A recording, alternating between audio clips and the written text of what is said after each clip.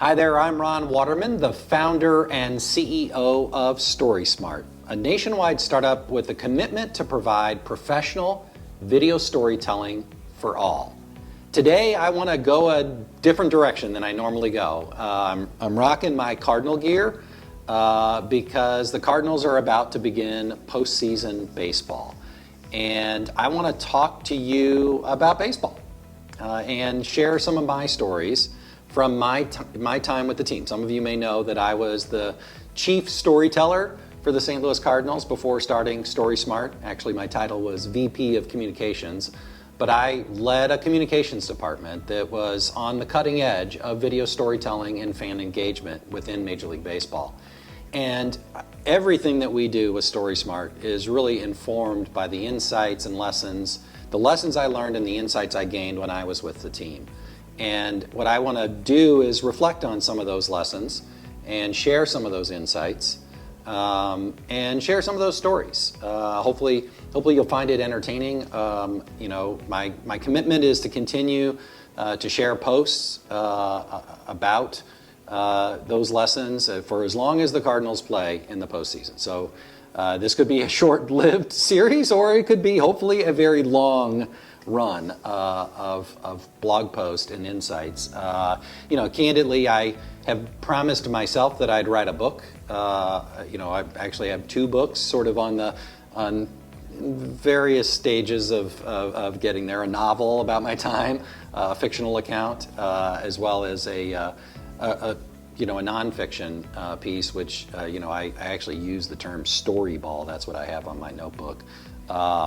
Sort of like a tip of a cap to Moneyball, but how the changing landscape of communications is changing how people communicate and empowering people and brands to own their own story. And it really is the foundation under which StorySMART is built, this idea that you own your own story and you can communicate and be your own media outlet. Anybody with a website or a social media platform is essentially an online media outlet. And that insight is actually something that I gained when I was with the team. I started on 9/11, September 11, 2001. I was hired to coordinate the lobbying effort to get the ballpark built. I had a diplomacy skill set. I could pretty much work with anybody, regardless of their politics, to try to get things done. It's a skill set that's no longer relevant in today's political world, but it's what landed me at the Cardinals, and I'm so grateful that I had the opportunity to work there for so long. I spent 17 years or 18 seasons with the team,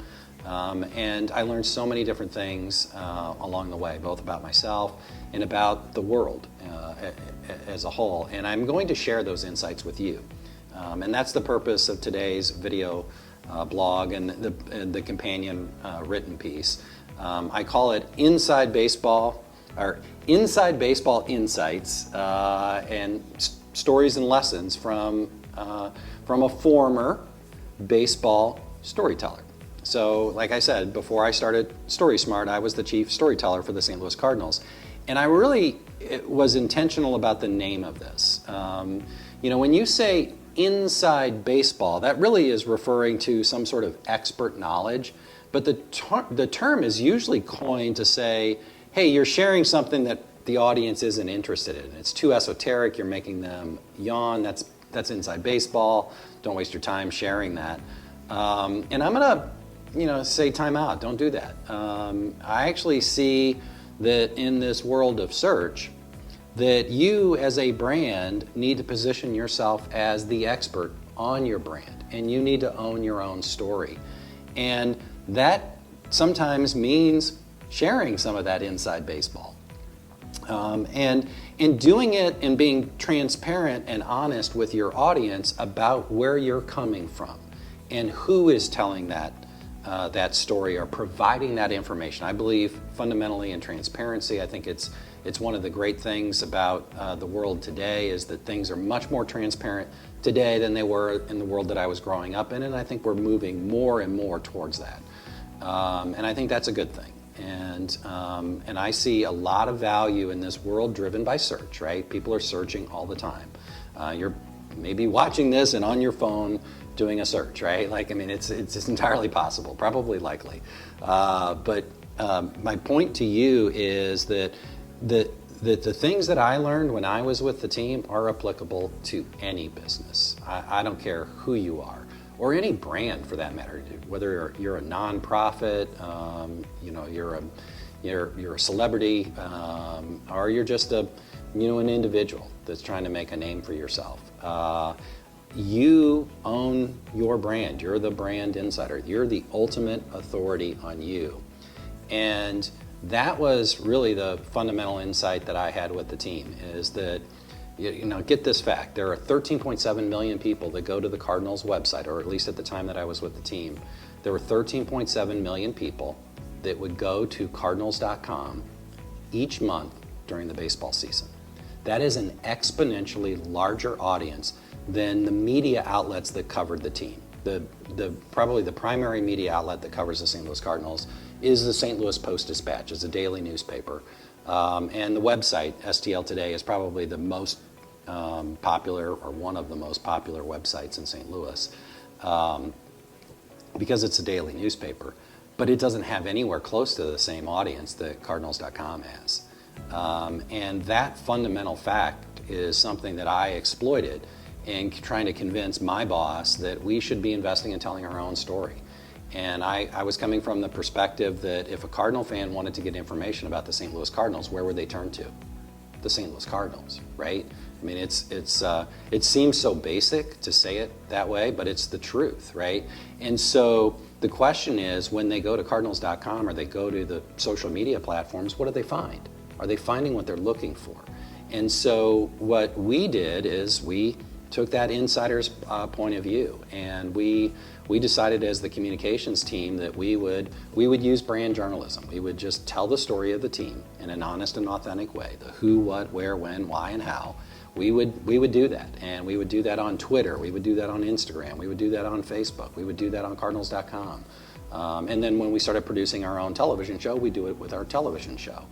And to show you where our headspace was, there was a period of time in the early days of Twitter. So let me step back for a second. Major League Baseball owns the interactive rights of all the teams. So that's a fancy way to say they own the internet rights of all 30 clubs.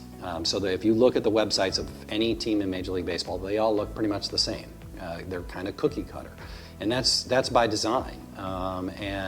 That's because Major League Baseball owns that and manages that and is responsible for that.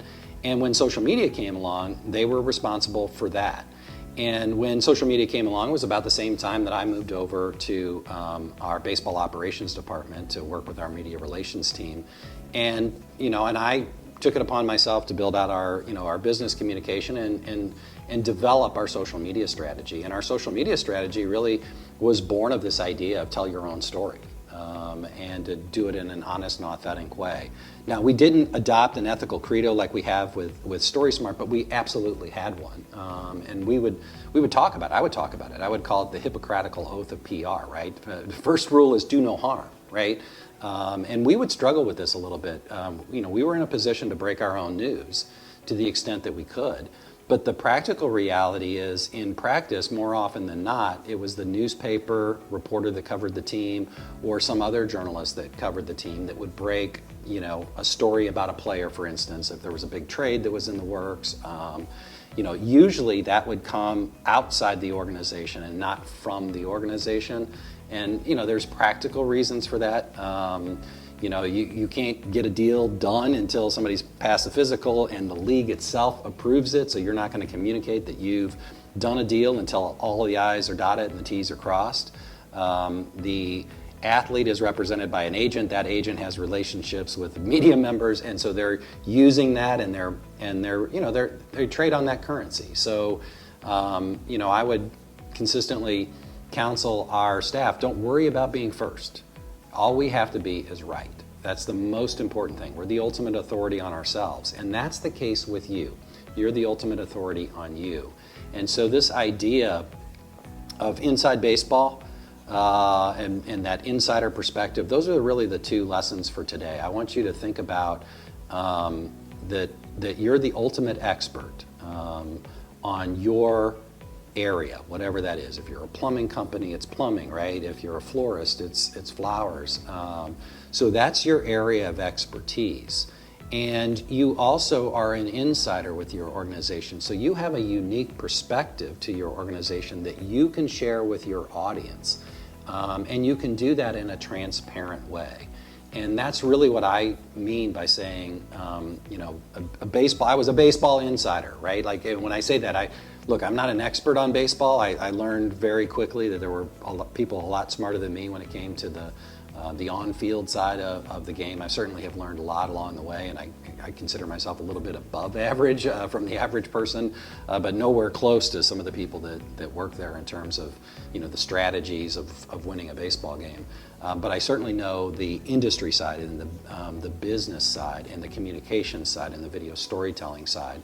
And this idea of being the insider is really what I want to leave you with. I mean, when Twitter came along, there were literally 2 Twitter accounts, one that the team actually ran and one that Major League Baseball ran.